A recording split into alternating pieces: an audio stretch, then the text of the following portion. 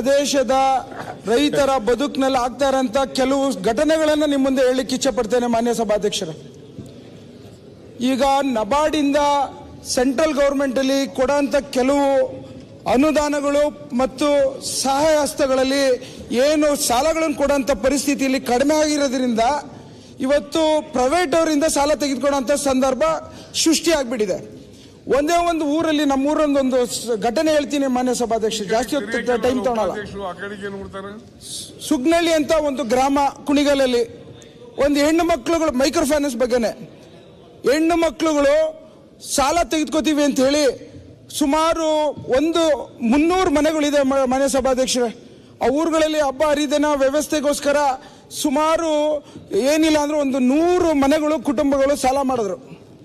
ಅದು micro finance ಅಂತ ಬಂದು ಪ್ರತಿ ಹಂತದಲ್ಲೂ 1 ವರ್ಷ, 2 ವರ್ಷ, 3 ವರ್ಷ ಆಯಿತು.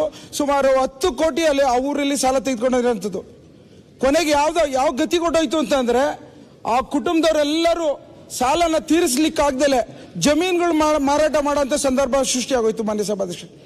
ನಮ್ಮ ಹತ್ರ ಎಲ್ಲ ಬಂದು ಈ ಥರ ಎಲ್ಲ ಆಗಿದೆಯಲ್ಲ, ನಮ್ಗೇನಾರ ಬಿಡುಗಡೆ ಮಾಡಿಸ್ಕೊಡಿ ಅಂತ ಕೇಳಿದ್ರೆ ಅವರು ಕಾನೂನು ಚೌಕಟ್ಟು ಯಾವುದೇ ಕಾರಣಕ್ಕೂ ನಾವು ಪೊಲೀಸ್ ಕಂಪ್ಲೇಂಟ್ ಕೊಟ್ಟರು, ಪೊಲೀಸರು ಕಂಪ್ಲೇಂಟ್ ತೊಗೊಳಕ್ಕೆ ರೆಡಿ ಇಲ್ಲ. ಈ ರೀತಿ ಬಡ್ಡಿ ದರನ ಕಡಿಮೆ ಮಾಡಿ ಅಂತಂದರೆ RBI ಇಂದ ಅವಕಾಶ ಇದೆ, ನಮ್ಗೆ ಇಷ್ಟು ಬಡ್ಡಿ ಹಾಕ್ಬೋದು ಅಂತ ಅವರೆಲ್ಲ ಗಟ್ಟಿಗೆ ಹೋರಾಟ ಮಾಡಿದ್ರು.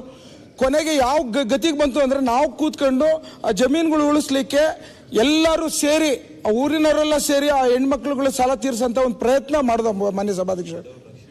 ಬಡವರ ರಕ್ಷಣೆಗೆ ನೀವೇನಾರ ಕಾನೂನು ತರಲಿಲ್ಲ ಅಂತಂದ್ರೆ ಈ ತರ ಹಳ್ಳಿಗಳಲ್ಲಿ ತಿಳಿದಲೋ ವ್ಯವಸ್ಥೆಗಳಲ್ಲಿ ಬಹಳಷ್ಟು ಏನು ಅಲ್ಲ ಕೃಷ್ಣಣ್ಣ, ನಮ್ದು ನಿಮ್ದು ಎಲ್ಲ ಒಂದೇ ಪರಿಸ್ಥಿತಿ. ಇವತ್ತು ಹಳ್ಳಿಗಳಲ್ಲಿ ರೈತರುಗಳಿಗೆ ತಿಳುವಳಿಕೆ ಇಲ್ದಲೆ ಸಾಲ ಮಾಡ್ಬಿಡ್ತಾರೆ. ಹೆಣ್ಣು ಮಕ್ಕಳು ಇವತ್ತೇನೋ ಸದ್ಯದಲ್ಲಿ ಕಷ್ಟ ತೀರ್ಲಿ, ಹಸುಗಳು ಮತ್ತು ಕುರಿಗಳನ್ನು ಕೊಂಡ್ಕೊಳ್ಳಿಕ್ಕೆ ಏನೋ ನಾವು ಉತ್ಪತ್ತಿ ಮಾಡ್ಬೋದು ಅಂತ ಹೇಳಿ ಸಾಲ ಮಾಡಿಬಿಡ್ತಾರೆ. ಅವರು ಅದ್ರದ್ದು ವ್ಯತಿರಿಕ್ತವಾದಂಥ ಪರಿಸ್ಥಿತಿನ ತಿಳ್ಕೊಳ್ಳೋಕ್ಕೆ 3-4 ವರ್ಷದಲ್ಲಿ ಅವ್ರ ಸಾಲದಲ್ಲಿ ಮುಳುಗೋಗ್ತಾರೆ.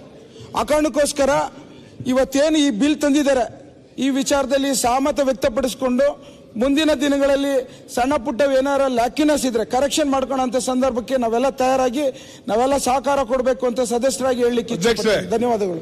ಅಧ್ಯಕ್ಷ ಹಲೋ ಅಧ್ಯಕ್ಷ, ಆಮೇಲೆ ನಿಮಗೂ ಕೊಡ್ತಾರೆ ಸ್ವಾಮಿ, ನಾವು ಇಲ್ಲಿದ್ದೀವಿ ನೋಡ್ರಿ, ನಮಗೂ ಅವಕಾಶ ಕೊಡ್ತೀವಿ, ನಿಮಗೂ 1 ನಿಮಿಷ ಮಾತಾಡಕ್ಕೆ.